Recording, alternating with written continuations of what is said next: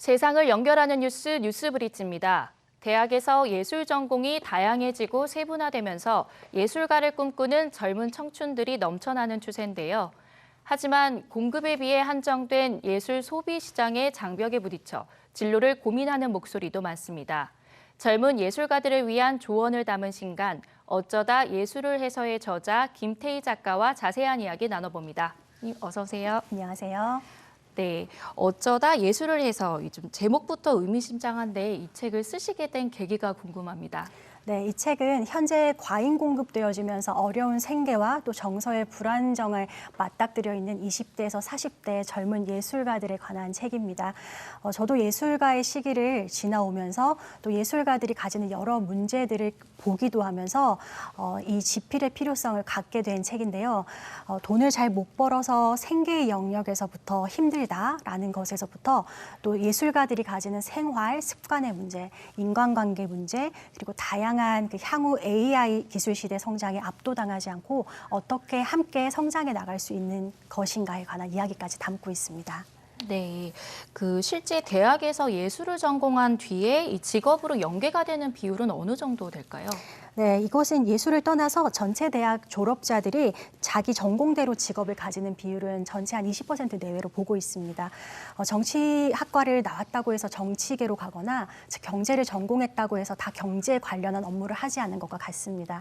다만 예술가는 재능에 따라서 조금 더 이른 시기에 전공을 정하고 또 오랜 기간 훈련되어지는 영역이다 보니 오히려 타 전공에 비해서는 직업적으로, 즉 예술가로 사는 비율이 더 높을 것으로 보고 있습니다.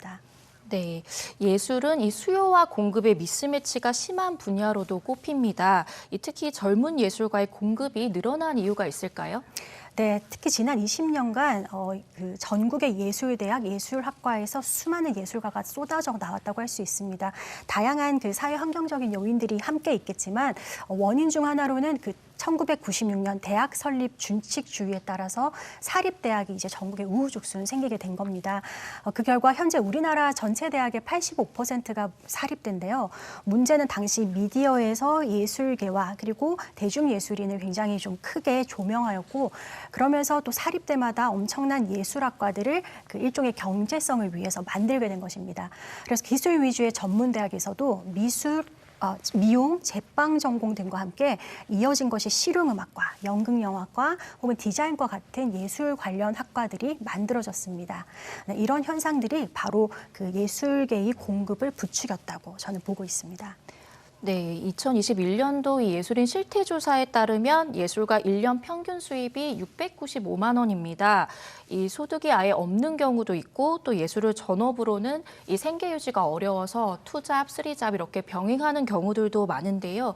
좀 근본적인 원인은 어떻게 진단하십니까? 네, 앞서 말씀드린 것처럼 이 예술가라는 공급은 이렇게 대학에서 쏟아져 나왔는데 그에 비해서 예술가가 활동할 수 있는 예술 시장은 좀 다른 형편입니다. 그러니까 한국의 대학로가 그만큼 커졌는가? 우리는 그만큼 미술 작품을 사고 무용 공연이나 오케스트라 공연을 보러 가는가 한다라면은 사실 그렇지 않은 것이 현실이기 때문입니다. 물론 OTT라던가 유튜브 크리에이터 시장이라던가 대중예술에서 K-팝과 같은 영역들이 크게 성장한 건 맞지만 이런 대중예술, 기초예술 전체를 포함한다 하더라도 수요에 비해서 공급이 그리고 이 환경에 비해서는 예술가가 훨씬 더 많은 것이 현실입니다. 그러다 보니까 자기 예술 활동만으로는 먹고 살 수 없는 즉 생계가 유지되지 않는 비율이 약 40%가 넘고요. 그러다 보니 예술 강사뿐만 아니라 다양한 아르바이트로 투잡, 쓰리잡을 뛰고 있는 것이 현재 젊은 예술가들의 현실인 겁니다. 네, 그렇다면 이 예술가들의 좀 안정적인 활동을 위해서 이 산업 구조는 어떻게 바뀌어야 할까요? 네, 산업 구조와 함께 또 우리의 예술가를 생산해내는 이 교육의 구조가 반드시 함께 좀 바뀌어야 한다라고 말씀드리고 싶습니다. 영국에서는 약 10여 년 전부터 일부 예술대학에서부터 예술적 기능과 기술만 가르치는 것 외에도 예술 교육가로, 정책가로, 마을 활동가로 살아가는 그런 역량을 함께 이 예술가들의 필수 전공에 넣어서 가르치고 있습니다. 그러니까 모두가 연주자로, 모두가 댄서로, 모두가 성공된 화가로 살 수 없다라는 것을 인정하고 그럼에도 가지고 있는 그 소중한 재능을 보다 사회와 국가와 그리고 학교와 교육을 위해 헌신하고 활용할 수 있는 역량을 함께 키워주는 것입니다. 네, 이 젊은 예술가들의 자립을 위해서 책에서는 좀 어떤 방법들을 제시하고 있습니까? 네, 이렇게 그 교육과 산업 구조가 빠르게 바뀌기는 좀 어려운 만큼 당장이라도 할 수 있는 것은 바로 우리 젊은 예술가 개개인들이 빠르게 변화에 익숙해져 가는 것이라고 저는 생각을 합니다. 저는 이 책을 통해서 예술가들이 우선 이렇게 과잉 공급되어진 이 레드오션의 상황을 인지하고 받아들이고 그래서 더 이상 나만의 책임이나 나만의 문제가 아니라는 그런 자책감을 좀 덜어내기를 바랍니다. 또 연구를 통해서 나타난 예술가들의 불안, 불면, 부정적인 습관, 또 중독 같은 것에 대한 취약성들이 예술가들의 어떤 직업적인 특성과도 좀 연관되어져 있는 연구들이 많다라는 것을 인지하고 이 다음 단계로 그리고 공동의 이야기로 그리고 공동의 담론으로 조금 더 이야기해야 하지 않을까 이렇게 생각을 합니다. 그러니까 예술만 신성하고 예술만 대단한 일이 아니라 모든 노동은 신성하기 때문에 만약에 내가 예술만으로 생계가 유지되지 않는다라고 한다면은 그 생계 위협을 받거나 뭐 굶어 죽을 정도로 내가 우울해지는 대신에 여러 직업에 함께 노동에 헌신하는 것 또한 타협 없는 예술 활동을 위해서 괜찮을 수 있다. 이렇게 예술가들에게 격려와 위로와 응원을 보내고 싶습니다. 네, 마지막으로 이 불안한 젊은 예술가들이 마음을 다잡을 수 있는 좀 가장 중요한 건 무엇인지 좀 이야기해 주시면 좋겠습니다. 네, 우선은 결국에는 이 일을 정말 사랑하는 것이라고 생각합니다. 사랑할 때 그 일에 대한 창의력 그리고 부정적인 상황과 부정적인 사고를 견딜 수 있는 힘이 생길 것이라고 저는 믿고 있습니다. 더불어서 너무 이른 시기에 부나 명예를 종용하는 어떤 매체 그리고 사회 분위기에 우리 예술가들이 흔들리지 않기를 바랍니다.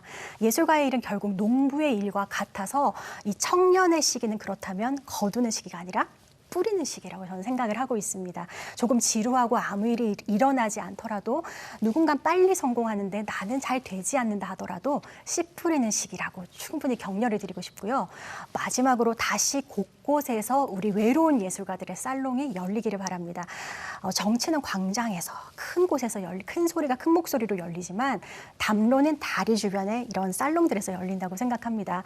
EBS 뉴스 브릿지처럼 사방으로 이어진 다양한 담론들이 곳곳에서 예술가들을 통해 펼쳐질 때 이 예술가들의 외롭고 어려운 이 젊음의 시기를 이겨낼 힘이 반드시 생겨날 것이라고 말씀 꼭 드리고 싶습니다. 네, 청년의 시기는 열매를 맺기보다 씨를 뿌리는 시기라고 하셨습니다. 언젠가는 나만의 열매를 맺는 순간이 분명히 올 거라고 생각을 합니다. 우리 젊은 예술가들에게 많은 공감과 격려를 보냅니다. 오늘 말씀 잘 들었습니다.